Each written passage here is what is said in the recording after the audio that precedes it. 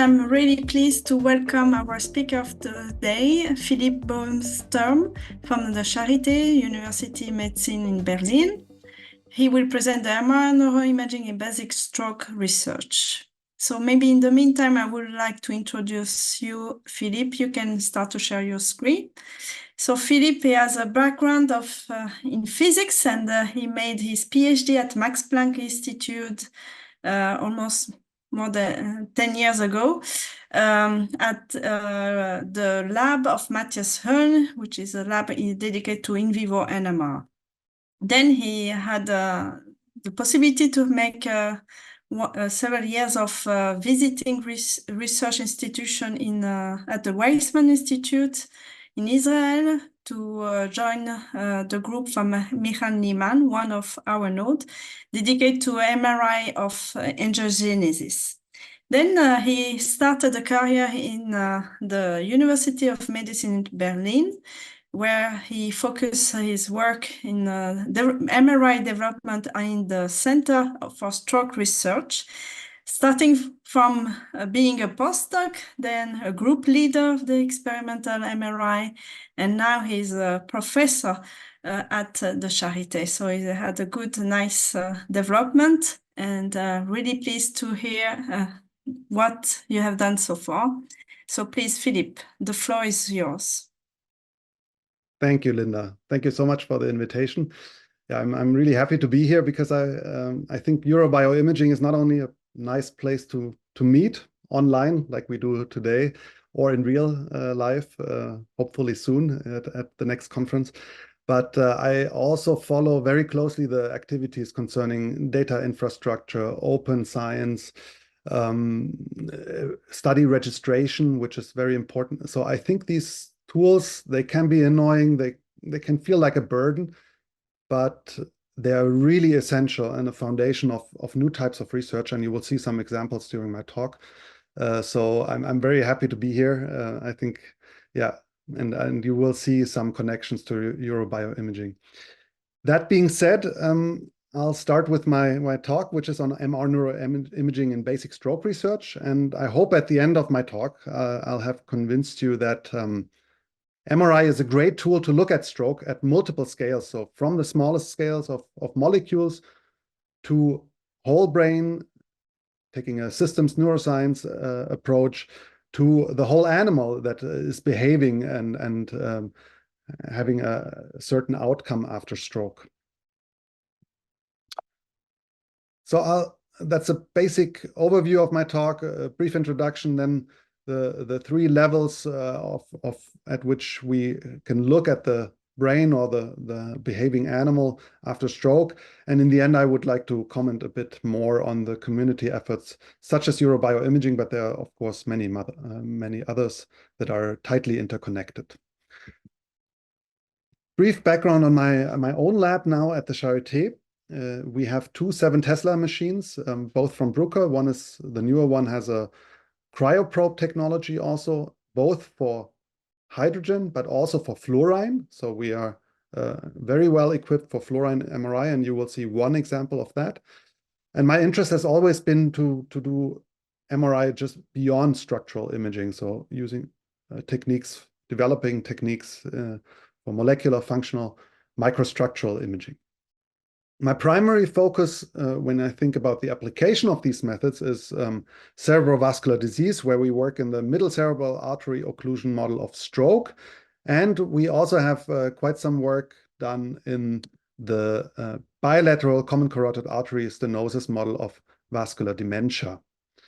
In this model, we implant tiny microcoils around both common carotid arteries. This leads to a global drop of perfusion, and it mimics certain features of vascular dementia in humans.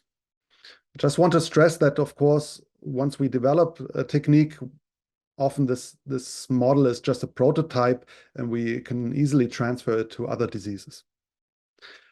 Something that was really changing my mindset is at the Charité, which is a university hospital, and I'm sure that many others who work in such an environment would agree. I was put next to clinicians, and clinicians ask the right questions. And very often they ask also, why are you doing this? And you should have a good answer to that. So it really shaped me as a translational researcher, and I'm very grateful for that. And also very recently, we've become part of the Charité 3R Center. It's called Charité 3R, Replace, Reduce, Refine.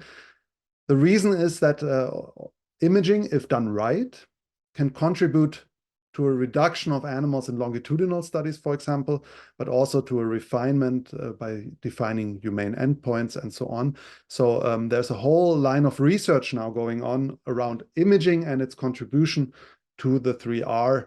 And I'm very happy for this initiative called EPIC 3R. Again, I'll go a bit more into detail later and show you some of the efforts we did in there. Let's move back to stroke. What are the challenges of basic stroke research? Actually, this slide holds true for many other diseases, but in stroke it's particularly bad. There's a strong or a severe gap in translational research. When we move from the left side here on the preclinical basic research, stroke research in animals, to clinical stroke research. Lots of the therapies that were successful in the preclinics have failed, so there's a lack of forward translation, but also very often we're studying the wrong thing in the animals. So there's a lack of being informed from the real clinical problems. And I've just put here some of the reasons. We're working in simplified animal models, but stroke is a complex disease. Because we can do it using imaging, we focus very much on tissue damage, but you know that what matters to a patient in the clinic is how I do on long term, my disabilities. And there are the general problems of preclinical research that lacks internal, external validity and is of low quality.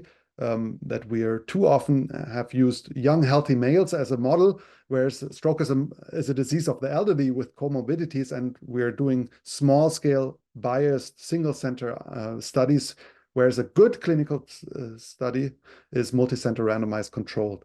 And I think there have been tremendous improvements in this respect, also within European initiatives, but we still need to become better. I think that small animal imaging, MRI, can actually contribute in this challenge. It can lead to new therapies and more valid models, and I just listed some of the reasons I believe so here. First of all, MRI is particularly interesting because you can tune the contrast to multiple biological processes, and you just need one single anesthesia session that is usually a low burden for the animal, so it's also promoting animal welfare. And it allows longitudinal studies. So instead of sacrificing many animals at each time point that you're interested in, you can use one cohort. Then MRI in general is scalable from a physics perspective. So in principle, you can directly compare animal MRI and human MRI biomarkers. In practice, it's a bit more complicated, as many of you know, but in principle, this is possible. Concerning the focus on outcome, we can have now a lot of tools that can relate imaging data to behavioral tests. And you will see an example at the end of my talk where we used machine learning to do so. And I really like this line of research.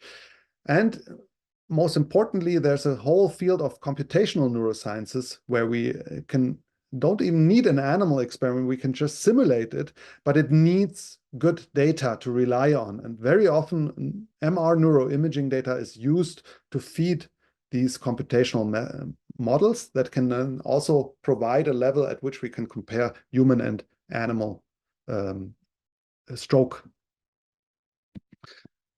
All right, with that, my challenge or field of challenges in mind, I would like to start at the smallest scales, the field of molecular MRI and what it can contribute to basic stroke research. So after an ischemic stroke, which is usually characterized by the occlusion of a large vessel in the brain, artery, There's a complex cascade of molecular events, such as hypoxia, metabolic breakdown, so breakdown of glucose, acidosis of tissue, excitotoxicity, so breakdown of ion channels, endothelial damage, changes in gene expression, you name it. And after a couple of days, when the cells have finally died, there's currently an irreversible lesion that leads also to often to final or permanent deficit. Now, all of these processes are very complex in their spatial-temporal dynamics, and this is why we need imaging techniques to measure those. Also, if we think about an intervention, let's say I found a drug that is perfect in targeting sodium channels. We need to know when is the best time for an intervention when we start a new study, and imaging can provide such data. And of course, the mechanisms of the disease are very important. At least we can temporarily correlate this to more broad clinical markers. In this field, I decided to present you today two examples from my own research where we develop methods to measure those. One is hypoxia, and the second is glucose imaging. So let's start with hypoxia, and here we're using a technique called fluorine MRI, and we're of perfluorocarbons.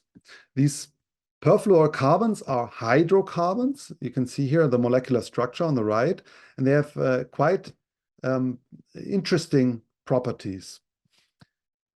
These hydrocarbons, all the hydrogen has been replaced by fluorine, and this gives them, makes them absolutely inert, chemically inert. They can be emulsified to be made water soluble. And most importantly, some of these compounds have been under investigation as blood substitutes already in clinical trials. And this is, of course, a huge advantage because we have safety data on these compounds. Furthermore, because these perfluorocarbons have a very high fluorine density, we have a high spin density, a long T2, they are liquid, and short T1, perfect properties for MRI, and fluorine has the second highest MR signal after hydrogen. So except for buying newer equipment, there are not many hurdles on the way to imaging fluorine. One particular property of some of the perfluorocarbons is that the local tension of oxygen, PO2, is proportional to the R1 relaxation rate. And this is something that we can measure. And this is an important biological parameter to measure hypoxia. So we showed in vitro by bubbling different tubes with different levels of oxygen. We could actually show that using perfluorocrown ether, we can measure R1 and translate this into a PO2 using this linear regression curve. So we use this technique to measure PO2 also in vivo. And we did this in this bilateral common carotid artery stenosis model, where we have a global hypoperfusion in the brain. So we injected directly into the brains a perfluorocrown ether emulsion, 2 deposits in the corpus callosum and one in the subcortex, in the striatum. Then we acquired a PO2 map before the surgery and up to 4 weeks after the surgery. For this study, it was the first PO2 mapping study in mice using imaging. Actually, there's been quite a lot of work on this technique before, but not in this context. But we needed maximum sensitivity, and we have a fluorine cryoprobe to do so. It actually improves the signal-to-noise ratio by a factor 2 to 3.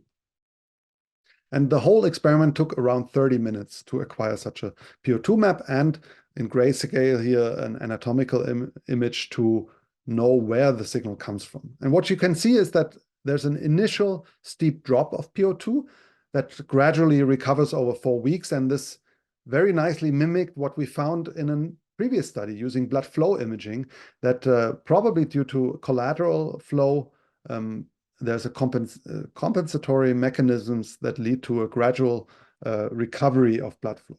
So we concluded from this study that we can actually use blood flow as a surrogate marker of PO2. Another important molecule after stroke is glucose. And this project has been driven by my colleague, Philipp Mergenthaler, who is an expert in glucose metabolism after stroke and suggests, there's a recent publication on that, that glucose metabolism is a better predictor of a tissue outcome after stroke than any other method. And that we should focus on glucose metabolism as a definition of the penumbra, which is the tissue that would be solved when we intervene in time. So for that, we built up a protocol for imaging glucose in the rat brain after stroke. We used a protocol published in 2014 using 2-deoxy-D-glucose. It's a glucose analog, and similar to FDG, so fluorodeoxy-glucose, used in PET imaging. After the first phosphorylation step in the brain, the compound is trapped. And you can see that down here in the red curve, that the signal persists over 100 minutes here with a much higher effect to noise ratio than regular glucose, in black shown here. So this is a real advantage of this method over conventional, let's say, glucose methods. And we use a chemical exchange sensitive spin lock MRI, CESL MRI, which measures the so-called relaxation rate R1 rho in the rotating frame. And this R1 rho is sensitive to chemical exchange. So the protons in the glucose, they exchange with a large water pool, and the fraction of glucose to water protons is one driver of R1 rho. And at least in the phantom, in vitro, you can see a perfect linear relationship between concentration of 2DG and glucose and the R1 rho. So with that, we went into a proof of concept in a rat model of stroke. We used a 90-minute middle cerebral artery occlusion and our 7 Tesla MRI. We also acquired conventional markers of stroke. So you can see here on a T2 weighted image, a small area that is hyper intense. So the beginning of vasogenic edema. You can see a strong, on the left hemisphere, a strong decrease of perfusion. And on the diffusion MRI, you can see a hypo-intense region that is indicative of the lesion core as seen, detected by the apparent diffusion coefficient. So when we then performed glucose-CESL, the 2DG CESL protocol in these animals, we saw that on the healthy tissue, so the contralateral hemisphere, we see this increase in glucose concentration detected by R1 rho, whereas on the stroke side, there's a lack of the signal, and we detected a quite strong effect size of 3. So we believe that this technique is able to capture changes in glucose metabolism after stroke.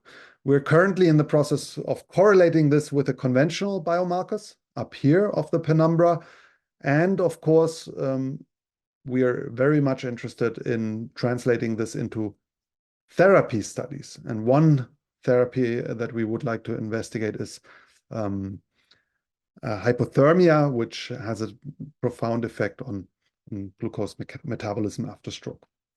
If you're interested and you're at the European Molecular Imaging meeting, I can very much recommend that meeting. Join me there at the poster. All right, this was some examples on looking at the brain at the smallest scales. And now I would like to take the view of a systems neuroscience of the brain to investigate stroke using connectomics. Now, what's the background here? My primary focus is on diffusion MRI connectomics. which looks at structural connections, connectivity in the brain. And the background is that we want to look at the brain and stroke as a network disease, which then also can trigger new types of therapies using neuromodulation, such as deep brain stimulation or TMS, and so on. And this approach, guided by MRI, has been very successful in the context of movement disorders, such as Parkinson's. And we try to repeat this success story in stroke, which is admittedly much more difficult, of course. Concerning the technology, we have now a very established diffusion MRI protocol and pipeline where we acquire multi-shell diffusion MRI data, reconstructed using constrained spherical deconvolution. We reconstruct the whole brain connectome, and then using an atlas, we count how many fibers go from region A to B, A to C, etc., and represent the brain as a network. And then we use graph theoretical techniques to investigate or characterize this graph, this network. I just mentioned atlases, and this is actually a quite strong and asset that we built up over the last years. We have a toolbox specifically for rodent MRI, but also histology data and radionuclide imaging data. If you're interested in using it, check out our GitHub homepage. There's a lot of documentation on it, a lot of guides, and if you get stuck, you can contact me at any time. So this is a prerequisite in the diffusion MR pipeline, of course. Another one is to segment the lesion, and so far we've done that by hand on T2 weighted images, but we've also made progress there, because to segment a bright spot on MR images is something that is just made for deep learning algorithms. And we went into a study with an industry partner, actually, and programmed such a UNet architecture to replace this manual step. And what you can see here is on top, and here the second row, that the algorithm is near perfect on a group level. You cannot see a difference, but also when looking at dice coefficient on our own data, it performs very well, and we can actually replace our manual annotation there. The prerequisite, of course, was that we have a lot of data, and a lot of well-annotated data, over 300, almost 400 data sets. And I will touch upon that point later, that these kind of data sets, of course, open the field to new algorithms, new types of research, also in the preclinical. I also want to stress that we had access, because authors of another group published their data in an open data repository. We had access to rodent MR data after stroke from another group, completely different setting, other MR parameters. And even on that data, we performed quite well with a dice coefficient of 0.7 to 0.8. So I just want to stress that this data set actually helped us to investigate how well does our algorithm generalize in a different setting. And this is why I think data sharing is extremely important also for these kinds of studies. But back to the diffusion MRI connectomics, I just want to show you one example where we used it to characterize plasticity after stroke. So this is a study performed by my colleague Christoph Harms from the department, and he has a knockout model of zinc finger protein 580. Now, you probably have never heard of this protein, but it's involved in the interleukin-6 pathway. It upregulates interleukin-6 if knocked out. And this leads to neuroplasticity, which Christoph has shown in many other experiments. Also, these animals are having smaller strokes at 3 weeks and perform better in behavioral tests, so they have better outcome. So he asked me, can we measure the changes in neuroplasticity using diffusion MRI? And we performed such a study, and on a group level found that there are actually changes, indeed changes in the spatial and visual networks of these animals. Okay, this was, let's say, looking at the brain, still at the whole brain, but now we take even one step broader, a more holistic view, where we look at the whole animal, the behaving animal. And there it is very important to bring together the stroke outcome and our imaging data. And one important question that is clinically relevant, but has not yet been answered in a large cohort preclinically in mice or rats, is can we predict from an early MRI the long-term outcome after stroke? Very simple question, but of course, very, very interesting. And here I was in the fortunate position that I had very busy colleagues who over 10 years performed 15 studies with almost 200 animals in a very similar study design. So the primary outcome of sensory motor function was the so-called staircase test of pellet reaching. And these animals are on a platform, and they need to reach food pellets either with a right or left paw and they're on food deprived, so they're really motivated to grab these food pellets, and then you can count how many successful attempts they have.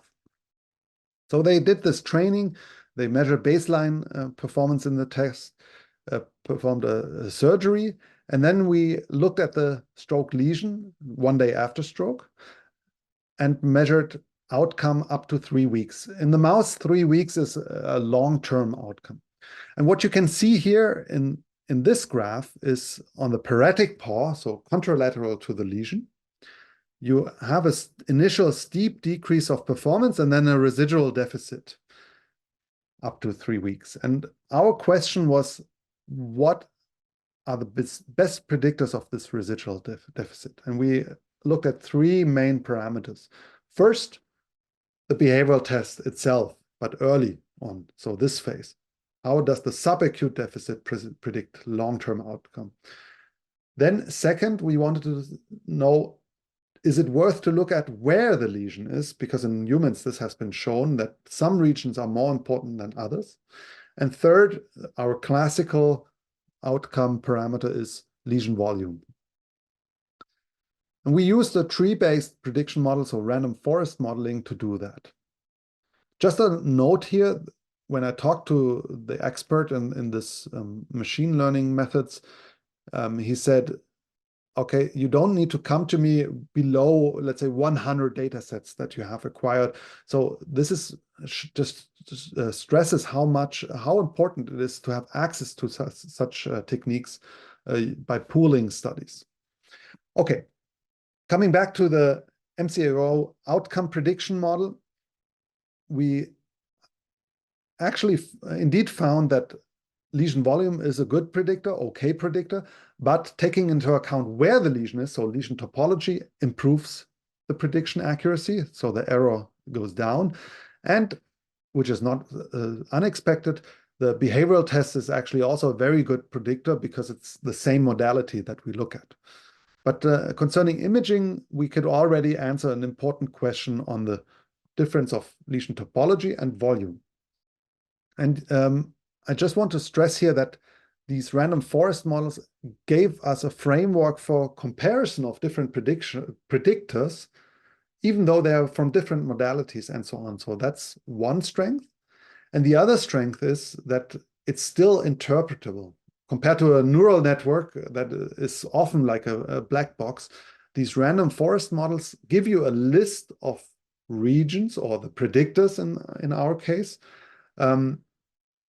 list sorted by importance.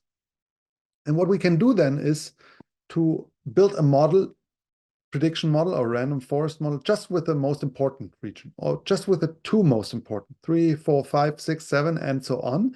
And what we found is that if we include only 14 regions in the model, it performs equally well as the full model. So we found over 80 regions that were affected by the stroke, but taking only 14 was sufficient to predict outcome. And most of these regions are in the corticospinal tract. So it's a very beautiful way of mapping these results back into images. So, but what if I told you maybe in the future we don't even need an animal experiment to investigate the relation between brain damage and outcome? We can even simulate therapies. And there's one very elegant way that still relies on imaging data, which is the virtual brain. The basic idea is to take structural connectivity, whole brain structural connectivity, to model the long-range connections in the brain, take that together with short-range dynamics of the brain, and in a software called the virtual brain, and it's developed by my colleague Petra Ritter, who has a brilliant group of researchers who really drive the field. And what comes out is a model of the brain on the level, let's say, of thousands of neurons, and where you can simulate electrical activity on a larger scale. You can also simulate the effect of stimuli, electrical stimuli, such as deep brain stimulation. So I think these models will have a tremendous impact in the field of stroke. They have already proven very effective in the field of epilepsy, where it's, of course, closer to the disease. But I think it's time now to also investigate stroke,